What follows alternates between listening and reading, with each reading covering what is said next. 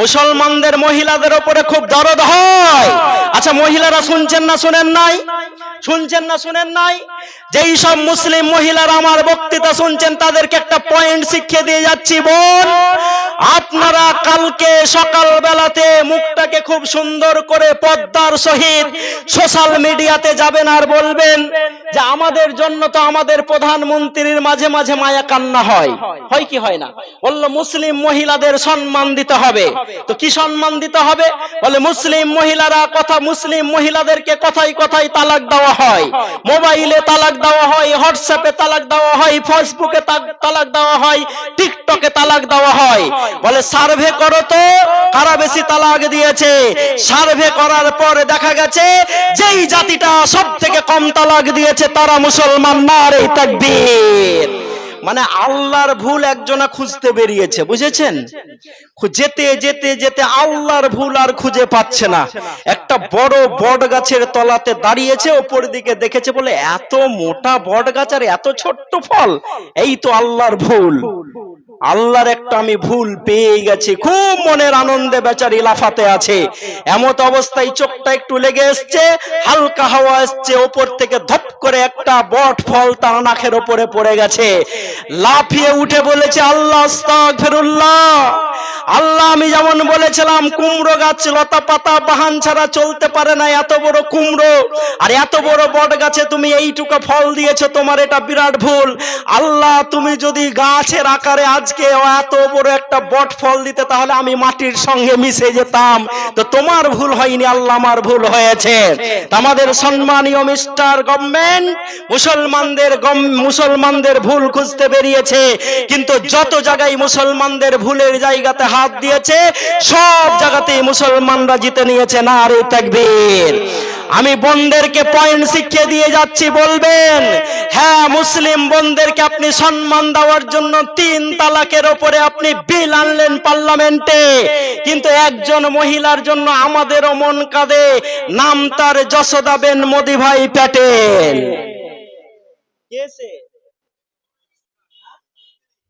এই তো বলেছেন তো একজন। কেসে কেসে জানেন না আপনারা? যশোদাবেন মোদিভাই প্যাটেল কার নাম জানেন না? জানেন না? এই তো জানেন তো, বলুন না। না ভয় করছেন? ক্যামেরাগুলো ঘোরা করাবো কিন্তু আমি। কি কে সে? কে মহিলা? আমাদের সম্মানীয় প্রধানমন্ত্রী মোদিজির স্ত্রী। আমার বোন, আপনারা সোশ্যাল মিডিয়াতে যেয়ে বলবেন মুসলিম মহিলাদের জন্য আপনার মায়া কান্না হয়। আমাদেরও বড় দুঃখ লাগে একজন মহিলা হিসাবে। 17 বছরের একজন তরুণীকে 18 বছরের তরুণ মোদি বিয়ে করেছিল, এখনো তালাক না দিয়ে গুজরাটে কেন ফেলে রেখেছেন? যদি মহিলাদেরকে ন্যায্য সম্মান দিতে হয় তো দিল্লিতে নিয়ে এসে স্ত্রীর মর্যাদা দিয়ে আপনি আগে প্রথমে শুরু করুন, তারপর মুসলমানদের কথা ভাববেন। তার আগে আমরা ভাবতে দিব না। নারে তাকবীর। মুসলমানদের জন্য এত মায়া কিসের মায়া? মুসলমানদেরকে কিভাবে তালাক দিতে হবে এটা আল্লাহ রাব্বুল আলামিন কোরআন মাজিদে আমাদেরকে শিখিয়ে দিয়েছেন। বলেন আলহামদুলিল্লাহ। যারা পায়খানাতে যান আর বিড়ি না খেলে নিচে নামে না, এরকম লোক আছে না নেই? হ্যাঁ? আবার বলবেন রবিউল ভাই পিছন থেকে বলবে, ভাই তুমি বিড়ির কথা কি বলছো? তোমরাই তো বিড়ির জনক। হ্যাঁ, আমরা বিড়ির জনক ঠিক আছে, কিন্তু বিড়িতে আমাদের বরকতি উঠে গেছে। জি, বাড়িতে আমাদের দিকে যখন স্বামী ঢুকে যদি বলে 1 গিলাস পানি দাও, তো স্ত্রীরা বলে ঢেলে খেয়ে লুক না। বুঝতে পারলেন না? আপনাদের এখানে বিড়ি আছে? বিড়ি বাঁধে? বাঁধে না। তো আলহামদুলিল্লাহ আপনাদের ভিতরে বরকত আছে। আমাদের দিকে শুধু মায়েরা কি করে জানেন? যদি তরকারি রান্না করে তো বড় জোর 2টো, ডাল আর আলু, আর না হয় মাছ আর ডাল, আর না হয় গোশ আর ডাল। 3টা তরকারি পাবেন না। কিন্তু আপনারা তো বিড়ি বাঁধেন না, তারপরেও যখন আপনাদের দিকে আমরা খেতে আসি তখন 8 রকম 10 রকম। আর আমার শ্বশুর বাড়ি আপনার এই গোকর্ণতে, তাদের দিকে যখন যাই তো 15 রকম তরকারি আমাদেরকে খেতে দেয়। তো এটা বরকত নয়? বিড়ি আমাদের বরকত কেড়ে নিয়েছে। তা আমাদের কাছে সবই তো আছে। যারা বলো বিড়ি না খেলে পায়খানা নামে না, যারা বলো গুল না করলে পায়খানা নামে না, তাদের জন্য বিশ্বনবী মুহাম্মদ রাসূলুল্লাহ সাল্লাল্লাহু আলাইহি ওয়াসাল্লাম বলে দিয়েছেন, পায়খানাতে যখন বসবে বাম পায়ের উপরে ভর দিয়ে বসবে, কাল থেকে বসে দেখিয়েন গড়গড়িয়ে নেমে যাবে ইনশাআল্লাহ। তো যে নবী মুহাম্মদ রাসূলুল্লাহ সাল্লাল্লাহু আলাইহি ওয়াসাল্লাম লাকাদ কানা লাকুম ফি রাসূলিল্লাহি উসওয়াতুন হাসানা, আমরা সেই রাসূলকে মডেল হিসেবে গ্রহণ করেছি, যেই নবী কিভাবে পায়খানা করতে কোন পায়ের উপরে ভর দিয়ে বসতে হয় সেটা শিখিয়ে দিয়েছেন। তিনি তালাকের বিধান আমাদের শিখিয়ে যান নাই যে আজকে আমাকে কোন প্রধানমন্ত্রীর কাছ থেকে তালাক শিখতে হবে না, আমাদের তালাকের বিধান আছে। কোরআন মাজিদে তো তালাক বলে একটা সূরাই আছে, আলহামদুলিল্লাহ। পড়েছেন কেউ? পড়েছেন কেউ?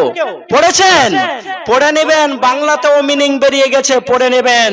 তো যেই কথাটি বলছিলাম বন্ধু, যে আজকে দেশের মাটিতে সাম্প্রদায়িক দাঙ্গার নাম করে মারা হচ্ছে। আমার এয়ার ফোর্স, যিনি মহাকাশকে এয়ার ফোর্সের সেই একজন ছেলে, যে আচ্ছা আমি কটা পর্যন্ত বলবো একটু বলে দিন টাইমটা, না হলে তো 9:30 শেষ করব। ঠিক আছে, না না না আর বাড়েন না, আমি বললাম তো 450 কিলোমিটার, এখনই আমি গাড়িতে বসবো, 450 কিলোমিটার যাব ইনশাআল্লাহ। আবার সেখান থেকে ফিরতে হবে।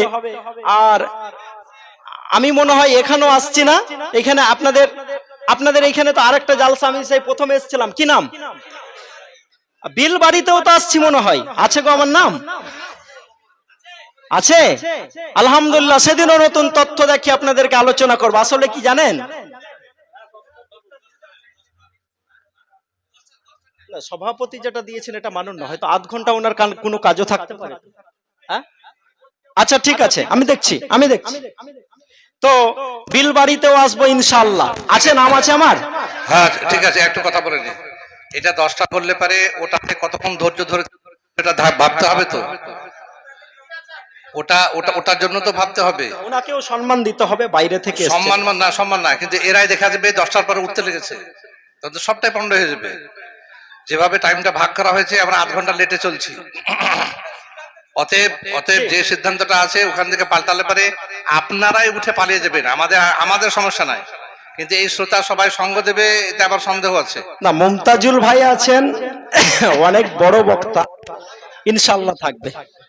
তো আমি কয়েকটা পয়েন্টের উপরে কথা বলে শেষ করে দেবো ইনশাআল্লাহ।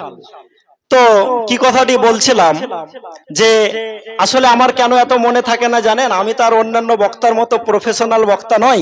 আমাকে দিয়ে সার্চ করলে অত কিছু পাবেন না আমার ব্যাপারে। পাবেন না। কেন পাবেন না? এই জন্য পাবেন না যে আমি জালসাই তো আর শুধু করে বাড়াই না, সকালে মিটিং, দুপুরে মিটিং, রাত্রে মিটিং। আপনি বিশ্বাস করবেন কিনা, সেদিন খয়রামারি থেকে আমি জালসা করে ফিরার পর, জলঙ্গি খয়রামারি থেকে জালসা করে ফিরার পর রাত্রি 2টোর সময়তে মিটিং এ বসেছি, রাত্রি ভোর 5টা পর্যন্ত, কারণ কলকাতা থেকে টিম এসেছিল। এইরকম ভাবে টাইম আমাকে বার করতে হয়। সভাপতি সাহেবেরই সিদ্ধান্ত ইনশাআল্লাহ চূড়ান্ত হবে, কোনো অসুবিধা নেই। তো আমি যে এই কথাটি বলছিলাম, যে সাম্প্রদায়িক সংঘর্ষের নামে মুসলমানদেরকে টার্গেট করা হচ্ছে না। আমি যখন এখানে আমার সুজাউদ্দিন বন্ধুর সাথে খেতে বসছিলাম, তো আমাকে ওই বন্ধু বলছিলেন, ভাই রেজাউলের কথাটা আপনি জানেন? কি নাম ভাই? রেজাউলের নামটা আপনি জানেন? যিনি গতকালকেই তো মনে হয়, গতকালকেই শিয়ালদতে ডেপুটেশন দেওয়া হয়েছে, আজকে ডেপুটেশন দেওয়া হয়েছে, এবং মব লিঞ্চিং করে ওই ছেলেটাকে ট্রেনের উপরে মারার একটা পরিকল্পনা করা হয়েছিল। বন্ধুরা আমার, আমরা ভারতবর্ষের মাটিতে শান্তি চাই, এবং শান্তির সহিত সম্মানের সহিত বেঁচে থাকতে চাই না। এবং আলহামদুলিল্লাহ ভারত নিয়ে আমরা গর্বিত। আমরা ভারতকে এত ভালোবাসি যে ভারতের এগেইনস্টে আমরা কথা বলি না। আজ পর্যন্ত উপরডিহা মাদ্রাসা থেকে আরবিতে চিঠি লিখে বলা হয়েছে যে ভারতে মুসলমানদেরকে মব লিঞ্চিং করে মারা হয়। সভাপতি সাহেব, উপরডিহা মাদ্রাসার একটা চিঠি আরবিকে লেখার জন্য, যখন আমি ক্যালকাটা, তখন ইউনিভার্সিটিতে পড়িনি, তখন মাওলানা আজাদে পড়তাম, ফাহিমের কাছে এখান থেকে চিঠি লেখার জন্য কিছু কালেকশনের জন্য আর কি পাঠানো হয়েছিল আমাকে ফাহিম, আমার বন্ধু প্রফেসর, জঙ্গিপুর কলেজের। আমি টাইমের জন্য তো আমি নিজেই তো কলেজ যেতে পাই না। 2015 ডিসেম্বরে কলেজে শুরু করেছি, এখন কলেজই যেতে পাই না। কি করব? যদি আমি কলেজ করি তাহলে তো এগুলো হবে না। হবে না। তাই ওইদিকে প্রায় 15, 16, 17, 18, 19 5 বছর কলেজ করেছি। 19-এর পরে তো আর টাইমই পাই না। এই যে আপনাদের এই সমস্যা, এতগুলা সমস্যা, যেহেতু এই ডিস্ট্রিক্টের আবার আমি একটা উইংসের প্রেসিডেন্টও, সমস্ত কিছু আমাকে দেখতে হয়। তো ভাইরা আমার, বন্ধুরা আমার, তো ফাহিম বলছিলেন, তো আপনাদের কাছ থেকে আমি ক্লারিফিকেশন চাইছি। উপরডিহা মাদ্রাসা থেকে আজ পর্যন্ত আরবের মাটিতে আরবিতে লেখা কোনো চিঠি পাঠানো হয়েছে যে এখানে আখলাককে পিটিয়ে মারা হয়? পাঠানো হয়নি।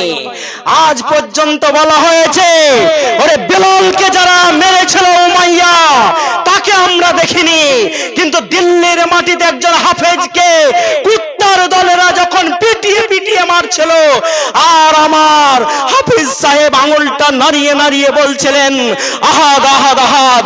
এর জন্য দারুল উলুম দেওবন্দ থেকে, এর জন্য জামিয়া সালফিয়া থেকে কোনো চিঠি লেখে আরবে বলা হয়নি যেখানে হাফিজকে পিটিয়ে পিটিয়ে মারা হয়। আমার জুনাইদ মাকে যখন ফোন করে বলে, মা তুমি একটু পায়েস করো না, আমি বাড়ি গিয়ে খাবো, সেই জুনাইদ যখন ট্রেনের ওপরে চাপে আর মব লিঞ্চিং এর নাম করে আমার হাফেজকে যখন পিটিয়ে মারা হয়, সে তখন জামিয়া সালফিয়া বেনারস থেকে আরবে একটা চিঠি লিখে বলা হয়নি যে ভারতের মুসলমানদেরকে মব লিঞ্চিং এর নামে কেউ মারে। এই জন্য করা হয়নি যে ভারতকে আমরা ভালোবাসি, একটা দুটা পাঁচটা মুসলমান মরতে পারে, কিন্তু ভারতের সম্মান বিশ্বের মাটিতে আমরা নত হতে দেব না। তাই আমরা চিঠি লিখিনি। যারা এই সাম্প্রদায়িকতা দাঙ্গার নামে লোককে পিটিয়ে মারো, যারা মুর্শিদাবাদের 73% মুসলমান থাকার পরেও আল্লাহকে গালি দাও আর মুসলমানরা তাদের সবুরের পরিচয় দেয়, আলহামদুলিল্লাহ এতে আমি বুঝতে পেরেছি যে 2014 সালের পর মুসলমানরা অনেক সজাগ হয়ে গেছে। বলেন আলহামদুলিল্লাহ। যেই কথাটি বলছিলাম যে আমরা 22-এ বিয়ে করি, 50 পর্যন্ত বিয়ে হয়, আর 4টা নাকি আমাদের বিয়ে এখনো তো খুঁজে আমরা 4টা পেলাম না।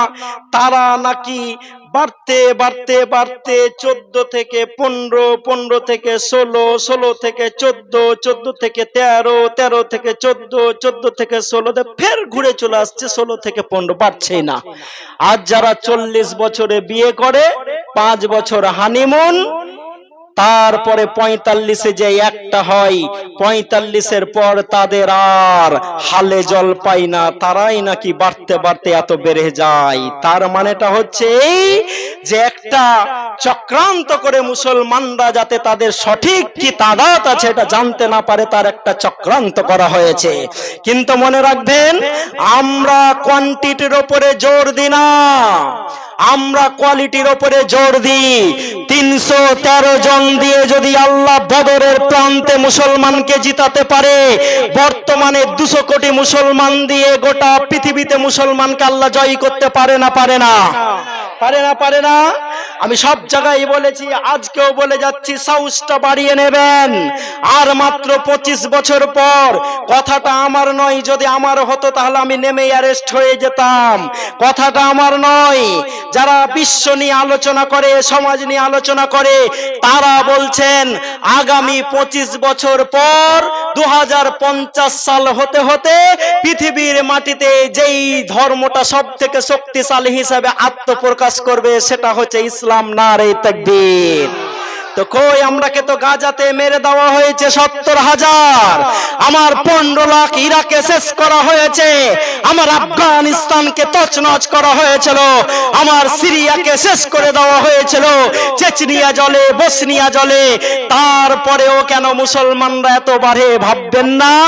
এই জন্য বাড়ে যে পৃথিবীর কাছে আজকে লাইট নাই, লাইট একমাত্র আছে মুসলমানদের কাছে। বলেন আলহামদুলিল্লাহ। তাই তো কোনো একজন রাষ্ট্রপতির শালিকা গাজাতে এসছে, আসার পর বলছে, বোন তোমরা যে এই গাজাতে বাস করছো, একটু পরেই তোমাদের উপরে বম পড়ে যাবে, একটু পরেই তোমাদের বাড়িটা ভেঙে দেওয়া হবে, একটু পরেই তোমাদেরকে মৃত্যু মুখে পতিত করে দেওয়া হবে, তো তোমাদের ভয় লাগে না? তোমাদের চেহারাগুলো তো দেখে খুব সুন্দর মনে হয়। তখন সেই বোন তাকে উত্তর দিয়েছে, আমরা কোনো মানুষের বাঁচা মরার দিকে তাকিয়ে দুনিয়া করি না, আমরা একমাত্র আল্লাহকে খুশি করার জন্য দুনিয়া করি। সেই রাষ্ট্রপতির শালিকা বলেছেন, হু ইজ আল্লাহ, আল্লাহকে বলে আল্লাহ তো তিনি যিনি সৃষ্টি করেছেন আসমান আর জমিন, যিনি হচ্ছেন যার জন্য হলে যা হচ্ছে লিল্লাহি মা ফিস সামাওয়াতি ওয়াল আরজ, বলে আল্লাহ তিনি। আল্লাহকে যখন খুঁজতে গেছেন তখন সেই মহিলাটা ইসলাম কবুল করে মুসলিম হয়ে গেছে। নারে তাকবীর। তো আমাদেরকে কিছু মারলে মারতে পারেন। 1991 সালের 18 September the place of warship এক থাকার পরেও সম্ভালের মসজিদকে সার্ভের নাম করে 5টা তরতাজা যুবককে মারলেও মারতে পারেন, অসুবিধা নেই। কিন্তু আমরা তো দোয়া করবো এই ভাইগুলোর জন্য, যে আল্লাহ ওই ভাইগুলোকে জান্নাতবাসী করে দাও, বলেন আমিন। যদি তারা জান্নাত পেয়ে যায় তাহলে আর কোনো অসুবিধা আছে? কারণ আমাদের জানমাল বিক্রি, ইন্নাল্লাহ আশতারা মিনাল মুমিনিনা আনফুসাহুম ওয়া আমওয়ালাহুম বিআন্না লাহুমুল জান্নাহ, জান্নাতের বিনিময়ে জান মাল অলরেডি আমরা বিক্রি করে দিয়েছি, এখন যেটা চলছে সেটা বোনাস, সুতরাং আমাদের ঘাবড়ানোর কিছু নেই। তো এই যে যারা সাম্প্রদায়িকতা ছড়িয়ে ভারতবর্ষের মাটিতে আগুন জ্বালানোর চেষ্টা করছেন, তাদেরকে আগামী দিনে ভারতের মাটিতে আমরা আগুন জ্বালাতে দেব না ইনশাআল্লাহ। এবং এই কথা এই জালসা থেকে আমরা ঘোষণা দিচ্ছি। আর আমার মায়েরা যারা শুনছেন তাদেরকেও আমরা বলতে চাচ্ছি যে বোন মুমতাজুল স্যার চলে এসেছেন নাকি? চলে এসেছেন? আচ্ছা এলেই আমি ছেড়ে দেবো নাকি? যা বোনদেরকে বলতে চাইছি, বোন ঘরে ঘরে আজ আমাদের মাজ আর মৌয়াজ তৈরি হোক, তাহলে ইনশাআল্লাহ পৃথিবীতে নতুন করে আবার শান্তি আসবে। আসবে না? আসবে না? বদরের যুদ্ধে আব্দুর রহমান বিন আউফ বলছেন, বদরের যুদ্ধে আব্দুর রহমান বিন আউফ বলছেন, আমি বদরের প্রান্তে দাঁড়িয়ে আছি, ডান দিকে যখন দেখছি একটা ছোট্ট ছেলে, বাম দিকে যখন তাকাচ্ছি একটা ছোট্ট ছেলে, আমার সাহসটা একটু কমলো। আমি মনে মনে ভাবলাম, যদি আমার ডান দিকে দুজন শক্তিশালী লোক থাকতো তাহলে আমি বড্ড খুশি হতাম, নিজেকে সাহসী ভাবতাম। ডান দিক থেকে একটা ছোট্ট ছেলে বলে, চাচা। বলে হ্যাঁ ভাতিজা বলো। বলছে আবু জেহেল কোনটা? বাম দিক থেকে একটা চাচা বলে, চাচা কানটা একটু নিচে নামিয়ে নিয়ে এসো না, একটা কথা আছে। বলে বলো ভাতিজা। বলে আবু জেহেল কোনটা? আব্দুর রহমান বিন আউফ বলছেন, এই ডান আর বামের দুটো ছোট্ট ছেলে আমাকে যখন বলল আবু জেহেল কোনটা, কি হবে ভাতিজা আবু জেহেলকে নিয়ে, তোমরা তো ছোট ছেলে। বলে আচ্ছা আচ্ছা গো, যখন আশহাদু আল্লা ইলাহা ইল্লাল্লাহ ওয়া আশহাদু আন্না মুহাম্মাদুর রাসূলুল্লাহর বাণী আমার রাসূল মক্কার মাটিতে পৌঁছে দিত ঘর ঘর, তখন এই আবু জেহেলের ব্যাপারে শুনেছি আল্লাহর রাসূলের কপালে মেরেছে, ফাটিয়ে দিয়েছে। হ্যাঁ চাচা, আমি শুনেছি আমার রাসূল যখন কালেমা তাইয়্যিবা লা ইলাহা ইল্লাল্লাহ মুহাম্মাদুর রাসূলুল্লাহর কথা বলতো, তো কাপড়কে পেঁচিয়ে আমার রাসূলের গলাতে লাগিয়ে দিয়ে তাকে মেরে দেওয়ার চেষ্টা করেছিল। চাচা গো, আমি শুনেছি বিশ্বনবী মুহাম্মদ রাসূলুল্লাহ বিশ্বনবী মুহাম্মদ রাসূলুল্লাহ সাল্লাল্লাহু আলাইহি সাল্লাম যখন সিজদাতে গেছেন, যাওয়ার পর সুবহান রাব্বিয়াল আযীম সুবহান রাব্বিয়াল আলা বলেছেন, তখন আবু জেহেল তার উপরে উটের নাড়ি ভুড়ি চাপিয়েছে।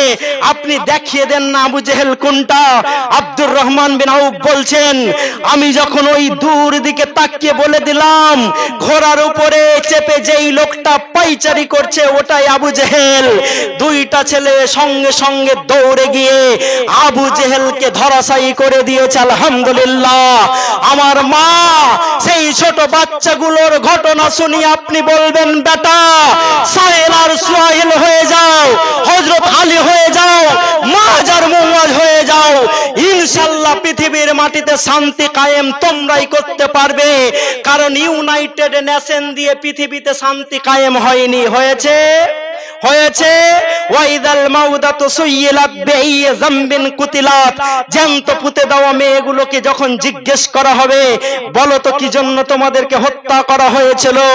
আরে ধর্ষণকৃত যারা ধর্ষণের ব্যাপারে আজকে গলা ফাটাও, যারা ইউনাইটেড নেশনে যে সব মহিলারা চাকরি করে, সেই মহিলারা বলছে এত বড় পোস্টে চাকরি করার পরেও আমরা সুরক্ষিত নই, ফাঁক পেলে আমাদের সিরিয়ান অফিসাররা আমাদেরকে ধর্ষণ করে। তার মানেটা হচ্ছে এই যে এই সব জিনিস দিয়ে পৃথিবীতে শান্তি কায়েম করা যাবে না। আমি আর সামনে যাচ্ছি না, শুধু একটা কথা বলতে চাই। আপনারা খবরে দেখেছেন অযোধ্যার রাম মন্দিরের প্রধান পুরোহিত ব্রেন স্ট্রোক করেছে আর সংকটজনক অবস্থায় নাকি হাসপাতালে ভর্তি হয়েছে। আর এই ভদ্রলোকই নাকি একদিন বলেছিলেন রাম মন্দির যদি প্রতিষ্ঠা হয় তো হসপিটালের প্রয়োজন নাই। বলে নাই? বলে নাই? বলেছেন। আমার যুবকরা এই তথ্যগুলো নিয়ে মার্কেটে ছড়িয়ে পড়তে হবে এবং যারা জয় শ্রীরাম বলে ভারতের মাটিতে আগুন জ্বালায় তাদেরকে বুঝিয়ে বলতে হবে যে বাপ ভাই বলো তো, তুমি যখন পেট্রোল পাম্পে যাও ওইখানে একটা লোক মুখে সাদা দাড়ি সুন্দর করে দাঁড়িয়ে তোমাকে নমস্কার করে, নাম তার নরেন্দ্র মোদী, তুমি যদি পেট্রোল পাম্পে যাও যদি জয় শ্রীরাম বলো তাহলে 106 টাকার পেট্রোল কি তোমাকে 56 টাকায় দেওয়া হয়? বলে না চাচা দেওয়া তো হয় না। আচ্ছা ডিজেলটা কি তোমাকে 53 টাকায় দেওয়া হয়? হয় না। যদি দেওয়া হতো আমি হাবিবুল্লাহ এখনই যে পাম্পে বলতাম জয় শ্রীরাম আমার ট্যাঙ্কিটা লোড করে দাও। বুঝাবেন, কারণ তাদেরকে তাদের ব্রেনটাকে অশ করে দিয়ে অশান্তি করা হচ্ছে। আর অন্যদিকে আমাদের স্বরাষ্ট্রমন্ত্রীর ছেলে আবু ধাবিতে, দুবাইয়ে, ইউনাইটেড আরব আমিরাটসে যে একসঙ্গে সেখানকার শায়েখদের সঙ্গে ক্রিকেট খেলা দেখছেন নাই? তাহলে তলোয়ার আর অস্ত্র ছোট জাতির ভাইদের হাতে ধরিয়ে দেওয়া হলো। আরে ওটা যদি না বলতে পারেন তো এটা তো বলতে পারবেন, মোদিজি 15 লাখ টাকার আমাদের প্রয়োজন নেই, শুধু একটা মন্ত্র শিখিয়ে দেন, যেই মন্ত্রের দ্বারাতে অমিত শাহের ছেলে জয় শাহের সম্পত্তি 16,000 গুণ বেড়ে গেছে। তাহলে ওই মন্ত্রটা আমরাও পড়বো। কি জি বুঝতে পারলেন না? 15 লাখ দিব বলেনি তো, 15 লাখ তো এখনো আসেনি, তো 15 লাখের দরকারও নেই। তা আমাদেরকে ওই মন্ত্রটা শিখিয়ে দেন, যেই মন্ত্রটা স্বরাষ্ট্রমন্ত্রী অমিত শাহের ছেলে জয় শাহের বলার কারণে তার সম্পত্তি 16,000 গুণ বেড়ে গেছে। তাহলে আমরাও বলবো, আমাদেরও বেড়ে যাবে না? 1 বিঘা জমি থাকলে 16 লক্ষ বিঘা জমি হয়ে যাবে না? বুঝতে পারছেন না হিসাব বুঝতে পারছেন না? তো আমার কানে কানে এসে, আর বেশি বলছি না, আমি আমার টাইমেও পৌঁছে গেছি, আমার কানে কানে এসে আমার ডাক্তার মোরসালিম ভাই বলছিলেন মাদ্রাসার জন্য যদি বলে দেখেন কেউ কিছু দেই কিনা, তো 50,000 টাকা দেওয়ার মতো পার্টি কেউ আছেন? 50,000 টাকা দেওয়ার মতো পার্টি কেউ আছেন? এত বড় গ্রাম 50,000 না, আমি ছোট মোটো নেব না, তো পরে নেব। 50,000 দেওয়ার মতো কেউ নেই? এত বড় না, আগে দিয়ে দিয়েছে সব। আল্লাহু আকবার। আছে নাকি? ওই দিক থেকে আসছেন নাকি? হ্যাঁ আলহামদুলিল্লাহ। একজন আদায়কারী ছিলেন, নাম তার সাইফুদ্দিন সাহেব, জনাব মাওলানা, ঝাড়খণ্ডে বাড়ি। তো আল্লাহ রেডি করে রেখেছিল যে না চেহলি লস হয়ে যেত। জিয়াউল হক, আলহামদুলিল্লাহ, বারাকাল্লাহ। জিয়াউল ভাই চাওয়া মাত্রই 50,000 টাকা নগদ যে প্যান্টের পকেটে ভরেই রেখেছিল। আল্লাহ এই দানকে কবুল করে নাও, বলেন আমিন। আর জিয়াউল হকের সম্পত্তিকে আরো বাড়িয়ে দাও, বলেন আমিন। বলুন আমারকে কি লাভ হলো? জিয়াউল তো জান্নাতে চলে গেল।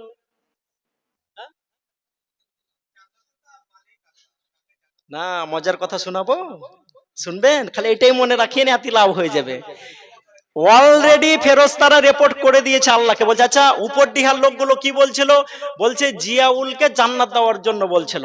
তা আল্লাহ ফেরেশতাকে বলছে যে আচ্ছা জিয়াউলকে জান্নাত দেওয়ার জন্য বলছিল? বলে হ্যাঁ। বলে বক্তা যখন বলেছিল জান্নাত দিয়ে দাও তো সবাই বলেছে আমিন। তা আল্লাহ ফেরেশতা, হাদিস শোনাচ্ছি আপনাকে, আল্লাহ ফেরেশতাদেরকে সাক্ষী রেখে বলেন যারা জিয়াউলকে জান্নাত দেওয়ার জন্য আমিন বলেছে তাদের প্রত্যেককেই জান্নাত দিয়ে দাও। বাড়ি যেয়ে সুবহানাল্লাহ বলবেন নাকি? না আলহামদুলিল্লাহ বাড়ি যেয়ে বলবেন। আল্লাহ তো বলছেন আমি ফ্রিতে কাউকে খাটাই না আর ফ্রিতে কাউকে খাওয়াইও না। এক্ষুনি বাচ্চা হলো একজন মহিলা, নাম তার মারিয়াম আলাইহিস সালাম। কোরআনে মাত্র একজন মহিলার নাম এসেছে, কজন? এই যে তাও বলে না। আমি বালুরঘাটে সেদিন বলছিলাম যে শোলে সিনেমা দেখেছেন, আসরানি বলেছে আধা ইধার যাও আধা উধার যাও বাকি মেরা সাতাও। তো আধা যদি ইধার চলে গেল, আধা যদি উধার চলে গেল, তো বাকি তার সাথে কিছু থাকলো? তা আমি বলছি তো যে একজন মহিলার নাম এসছে, তো ফের বলে দেওয়ার পরেও কেন বলছেন না? হ্যাঁ, তো মারিয়ামকে আল্লাহ বলছেন তুমি খাবে? বলে হ্যাঁ আমি খাবো। বলে আল্লাহ খেতে দাও। বলছে কি করে খেতে দেবো? বলে তোমার পাশে ওটা কি একটা খেজুর গাছ। মারিয়ামকে বলছে তুমি হিলাও। মারিয়াম বলছে আল্লাহ এক্ষুনি বাচ্চা হলো, কি করে হিলাবো? বলছে তুমি চেষ্টা করো। মারিয়াম যখন ওই খেজুর গাছে হাত দিয়ে হিলানোর চেষ্টা করেছে, উপর থেকে টপ টপ করে খেজুর পড়তে লেগেছে। বলেন সুবহানাল্লাহ।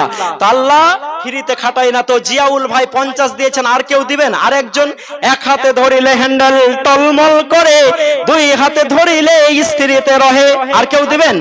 না দিবেন না দেন, অসুবিধা নেই, টাকা ইনশাআল্লাহ মমতাজুল ভাই আমার তুলে নেবেন। উনি এসে গেছেন, অনেক আমাদের বাংলা, বিহার, উড়িষ্যা, আসাম, ত্রিপুরার অনেক বড় বক্তা। আপনারা শেষ পর্যন্ত শুনে যাবেন। আল্লাহ আমাদেরকে কবুল করুক। বলেন আমিন। আসসালামু আলাইকুম ওয়া রাহমাতুল্লাহি ওয়া বারাকাতুহু।